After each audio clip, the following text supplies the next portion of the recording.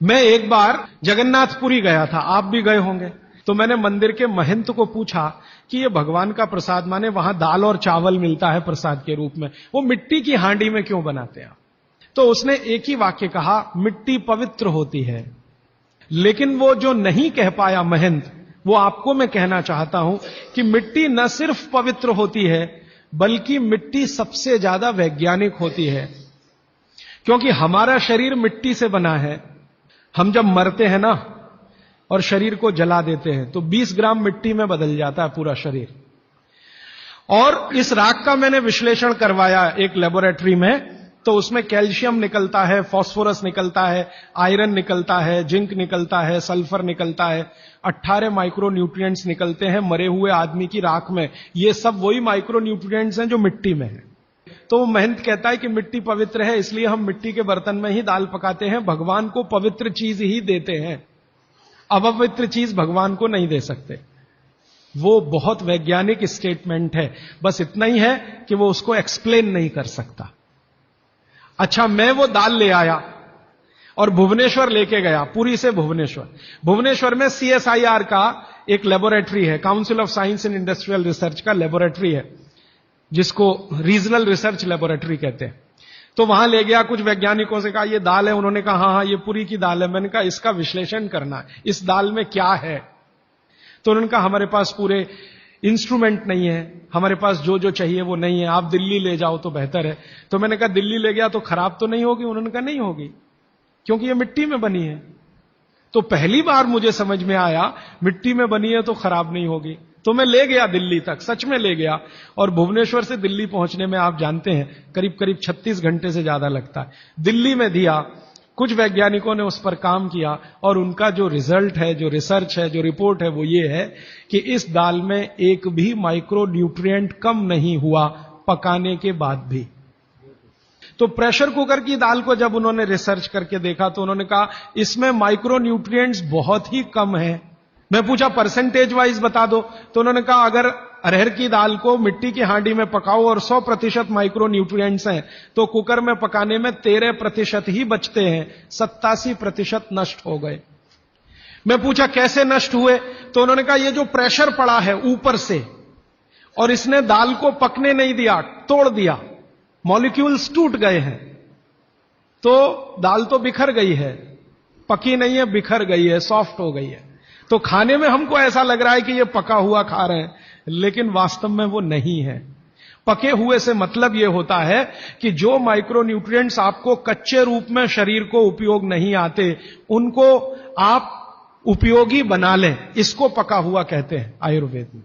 तो उन्होंने कहा कि यह मिट्टी की हांडी की दाल बहुत बहुत क्वालिटी में ऊंची है, बशर्ते कि आपके प्रेशर कुकर की। और दूसरी बात तो आप सभी जानते हैं, वो मुझे सिर्फ रिपीट करनी है कि मिट्टी की हांडी की बनाई हुई दाल को खा लीजिए तो जो उसका स्वाद है वो जिंदगी भर नहीं भूलेंगे आप। इसका मतलब क्या है? भारत में चिकित्सा का और शास्त्र पाक कला का ऐसा विज्ञान विकसित हुआ है जहां क्वालिटी भी मेंटेन रहेगी और स्वाद भी मेंटेन रहेगा। तब मैंने गांव गांव घूमता रहता हूं तो पूछना शुरू किया, तो बोलते हैं लोग कि ज्यादा नहीं 30-40 साल पहले सब घर में मिट्टी की हांडी की दाल थी। मेरी दादी को पूछा तो दादी कहती है कि हम तो जिंदगी भर मिट्टी की दाल ही खाते रहे। तब मेरे समझ में आया कि मेरी दादी को डायबिटीज क्यों नहीं हुआ, तब मुझे समझ में आया उसको घुटने का दर्द क्यों नहीं हुआ, तब मुझे समझ में आया उसके 3200 दांत मरने के दिन तक सुरक्षित थे, क्योंकि हमने उसका अंतिम संस्कार किया। अगले दिन जब राखी लेने गए तो सारे दांत उसके 32 के 32 निकले। तब मेरे समझ में आया कि 94 साल की उम्र तक मरते समय चश्मा क्यों नहीं लगा उसकी आंखों पे, और जीवन के आखिरी दिन तक अपने कपड़े खुद अपने हाथ से धोते हुए मरी थी। यह कारण है कि शरीर को आवश्यक माइक्रो न्यूट्रिएंट्स की पूर्ति अगर नियमित रूप से होती रहे तो आपका शरीर ज्यादा दिनों तक बिना किसी दूसरे की मदद के काम करता है। तो माइक्रो न्यूट्रिएंट्स पूरा सप्लाई मिला दाल में, जो खाई थी उसने मिट्टी की हांडी में पका पका के। और न सिर्फ दाल पकाती थी वो मिट्टी की हांडी में, बल्कि दूध भी मिट्टी की हांडी में पकाती थी। घी भी मिट्टी की हांडी से ही निकालती थी, दही का मट्ठा भी मिट्टी की हांडी में ही बनता था। अब मेरे समझ में आया कि हजारों साल से मिट्टी के बर्तन क्यों इस देश में आए। हम भी एल्यूमिनियम बना सकते थे। हिंदुस्तान में बॉक्साइट के खजाने भरे पड़े हैं। कर्नाटक बहुत बड़ा भंडार, तमिलनाडु, आंध्र प्रदेश बॉक्साइट के बड़े भंडार हैं। हम भी बना सकते थे, अगर बॉक्साइट है तो एल्यूमिनियम बनाना कोई मुश्किल काम नहीं है, लेकिन हमने नहीं बनाया क्योंकि उसकी जरूरत नहीं थी। इसलिए कुम्हारों की एक पूरी की पूरी जमात इस देश में खड़ी की गई कि तुमको भैया मिट्टी के ही बर्तन बनाने हैं। माने तुमसे बड़ा वैज्ञानिक कौन। अब ये कुम्हार जो इतने बड़े वैज्ञानिक हैं इस देश के, जो मिट्टी के बर्तन बनाकर हजारों साल से दे रहे हैं हमारे स्वास्थ्य की रक्षा करने के लिए, हमने उनको नीची जाति बना दिया। हम कैसे मूर्ख लोग, ये ऊंचा नीचा हमने डाल दिया इस देश में, इसी ने देश का सत्यानाश कर दिया। अगर प्रेशर कुकर की कंपनी जो बना रही है प्रेशर कुकर वो ऊंचा आदमी है, तो ये कुम्हार नीचा कैसे हो गया। जो सबसे बड़ा वैज्ञानिक काम कर रहा है, मिट्टी के बर्तन बना बनाकर आपके माइक्रो न्यूट्रिएंट्स को, आपके सूक्ष्म पोषक तत्वों को कम नहीं होने देने के लिए मिट्टी का सिलेक्शन करता है। वो आपको मालूम है, हर एक मिट्टी से बर्तन नहीं बनते।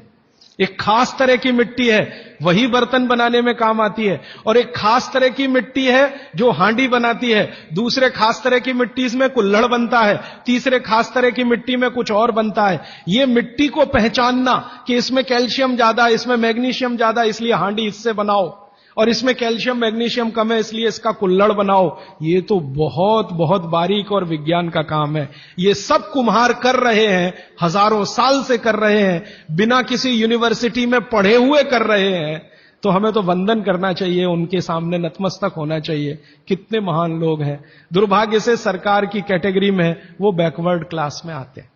और सबसे मजे की बात कि ये हांडी जब खत्म होगी, माने इसकी लाइफ पूरी हो जाएगी, तो ये हांडी फिर मिट्टी में मिल जाएगी और फिर वही मिट्टी से हांडी बन जाएगी। दुनिया में ऐसी कोई वस्तु नहीं है। प्रेशर कुकर के बारे में तो नहीं कह सकते आप, बायोडिग्रेडेबल है। तो आप भी कर लीजिए ये काम, प्रेशर कुकर निकालिए, मिट्टी की हांडी ले आइए।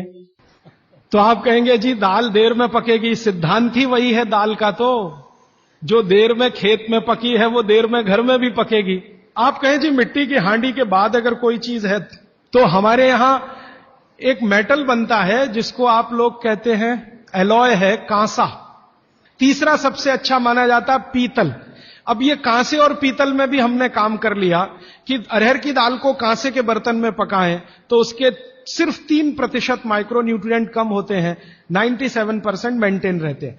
पीतल के भगोने में पकाएं तो 7% कम होते हैं, 93% बचे रहते हैं। लेकिन प्रेशर कुकर में बनाएं तो सिर्फ 7% बचते हैं, बाकी खत्म होते हैं। अब आप तय कर लीजिए, आपको लाइफ में क्वालिटी चाहिए तो आपको मिट्टी की हांडी की तरफ ही जाना पड़ेगा, माने भारत की तरफ वापस लौटना पड़ेगा, इंडिया से। अभी हम हैं इंडिया में, जो बनाया अंग्रेजों ने या बना दिया अमरीकियों ने, इस इंडिया से निकल के भारत की यात्रा करनी पड़ेगी।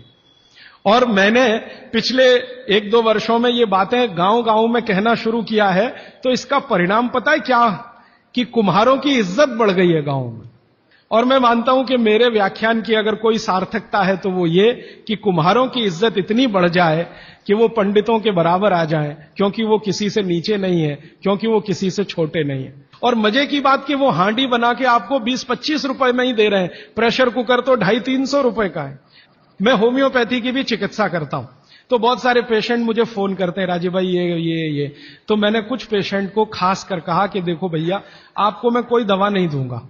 तो कहने लगे फिर बीमारी कैसे ठीक होगी। मैंने कहा एक ही काम करो, मिट्टी की दाल खाना शुरू करो, मिट्टी की हांडी में रखी हुई दाल खाना शुरू करो। चावल खाना है तो मिट्टी की हांडी का। कहने लगे राजीव भाई कौन करेगा ये सब। मैंने कहा आपकी बीवी करेगी या आप करोगे। अगर जिंदगी चाहिए तो झक मार के आप करोगे, नहीं तो अमेरिका जाओ, कनाडा जाओ, जर्मनी जाओ, लाखों रुपए खर्च करो, फिर भी झक मार के वापस आओ। तो मेरे पास कुछ डायबिटीज के क्रोनिक पेशेंट हैं, बहुत क्रोनिक, जिनका शुगर यूनिट 480 के ऊपर है। ऐसे 100 से ज्यादा पेशेंट, वो 8 से 9 महीना हो गया नियमित रूप से मिट्टी की दाल और मिट्टी का चावल, माने हांडी की दाल और हांडी का चावल, हांडी की खिचड़ी नियमित रूप से खा रहे हैं। और अब तो उन्होंने मिट्टी का तवा भी ले आया अपने घर में रोटी बनाने के लिए। बाजरे की रोटी बहुत अच्छी बनती है इस मिट्टी के तवे पे, तो रोटी भी उसी की खा रहे हैं। 8 महीने के बाद सबका शुगर टेस्ट किया है तो 480 यूनिट वाला अभी 180 यूनिट पे है, बिना किसी मेडिसिन के, बिना किसी इंजेक्शन के, बिना किसी टॉनिक के। और होम्योपैथी की कोई दवा नहीं दी मैंने उनको। कुछ लोगों को ज्यादा परेशान थे, दवा भी दो, उनको प्लेसिबो दे दिया। प्लेसिबो समझते हैं? खाली गोली, दवा नहीं डाली, तो पेशेंट को लग रहा है कि मैं दवा खा रहा हूं, दवा खा के अच्छा हो रहा हूं। मुझे मालूम है कि वो कोई दवा नहीं है, वो प्लेसिबो है, वो अच्छा हो रहा है उस मिट्टी की दाल खा के, मिट्टी का चावल खा के, मिट्टी की खिचड़ी खा के। रिजल्ट ये है। तब मैंने मान लिया कि बागभट्ट सच में महान आदमी थे। ये एक सूत्र पूरा होता है, 8:30 का समय हो गया है। आगे कल दूसरा सूत्र, तीसरा, ऐसे कर करके जो सबसे जरूरी 15 है वो पहले बताऊंगा और उसके आगे